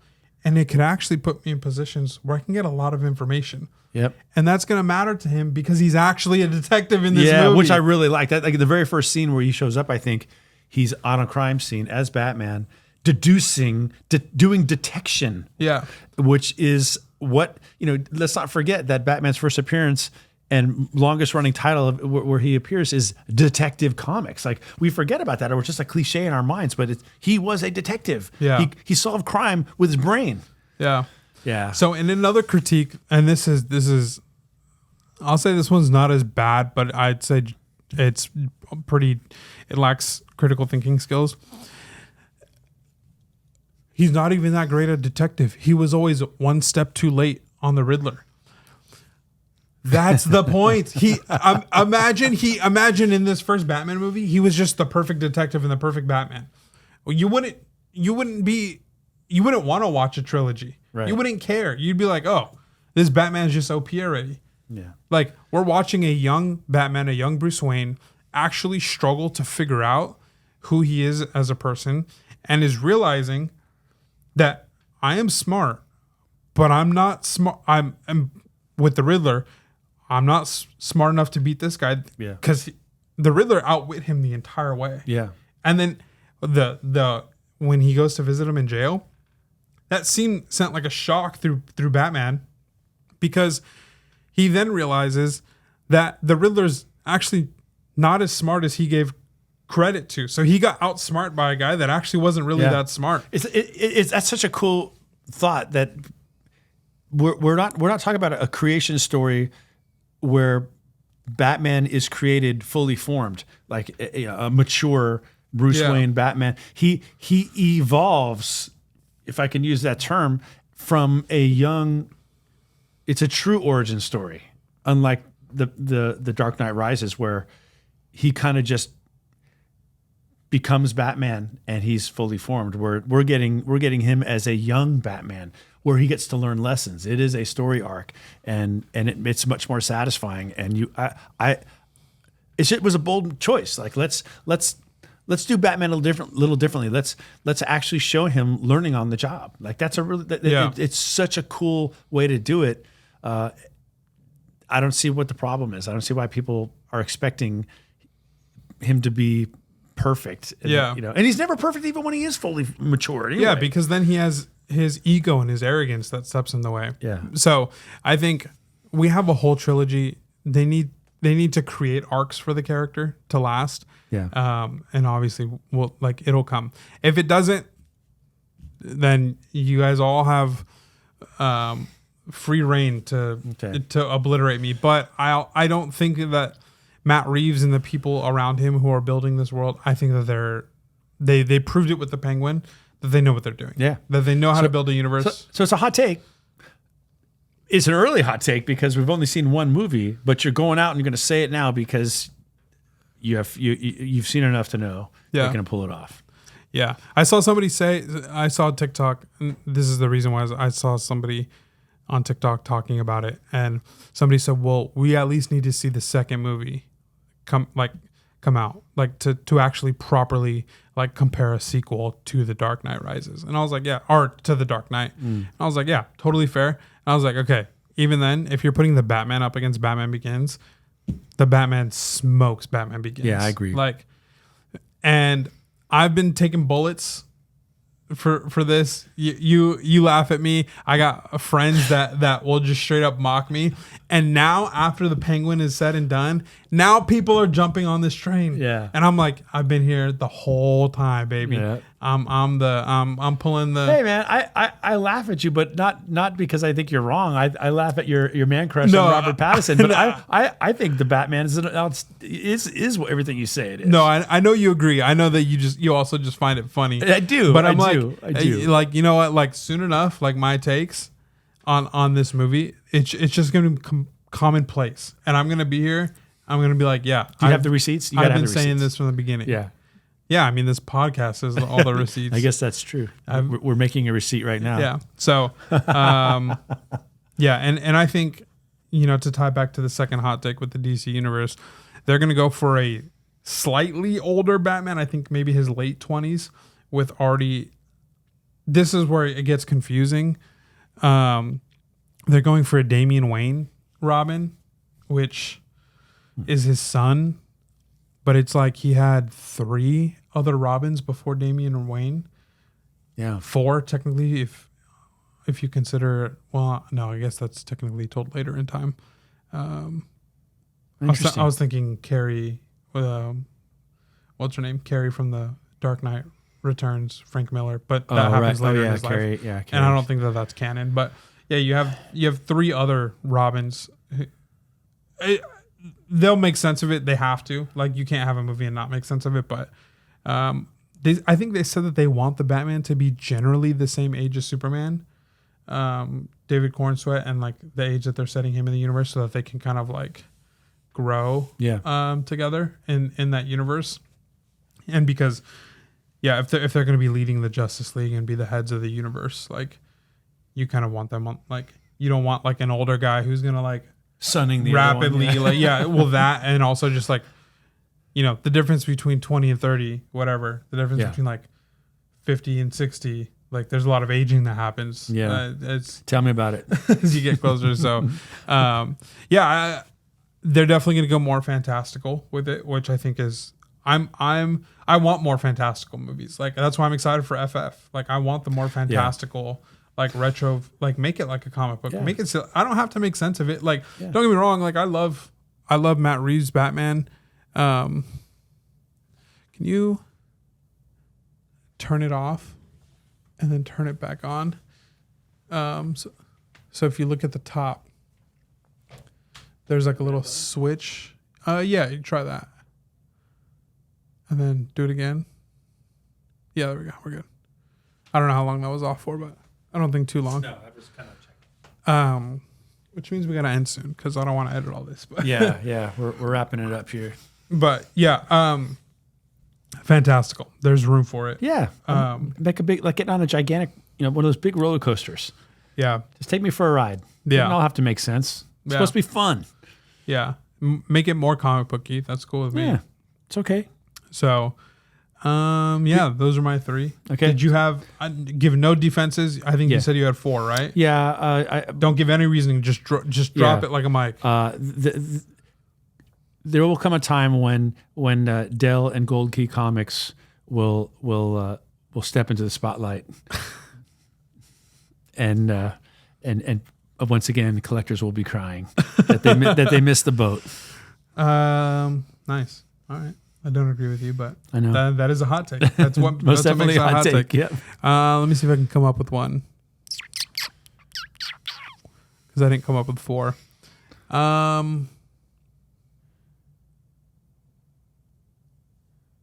Here's one. Daredevil should be the face of the upcoming MCU. Oh. Tried and true character. Beloved. Yeah.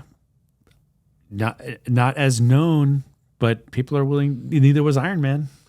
The thing with DC is because with Nolan and Christopher Reeves, people want a fantastical universe now. People want a reason to see Poison Ivy, right? They want it to not make sense to our realistic minds. Right. They want Poison Ivy. They want, Mr. Freeze might be in the Batman movies, right? There's rumors and speculation that the setup, it's wintertime in Gotham now.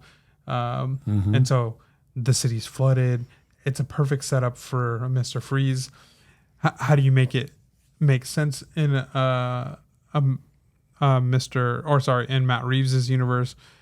I don't know, because this is not gonna be a guy with a freeze gun, right? Because it contextually doesn't make sense. No, but we do want like an Arnold Schwarzenegger type Mr. Freeze, but maybe done a little bit better than that movie. Not like that was a different time. They made it pretty big. Yeah, but I think people, James Gunn he's proved that he can take wacky characters and make good movies, like Guardians of the Galaxy. So, good take. Yeah. All right. So we'll see. All right. Thanks, guys, so much for watching. Appreciate you as always. Don't forget to follow Mr. Longbox on Instagram at Mr. Follow me at Spros _ I almost said Mr. Spros _ I'm growing. Me at Spros _ comics. You can check out my website. It's still under construction, but it's in the description, sproscomics.com. If you see any of these books on the wall and you like any of them, feel free to DM me on Instagram. Ask for some more information. I can get that back to you. If you're selling collections or selling books that you need to move on from, you can also DM me. Interested to hear what you got. Anyways, appreciate you guys so much for watching, for listening, and I'll catch you guys next week for issue number 21. Yeah. All right. 21. See you guys.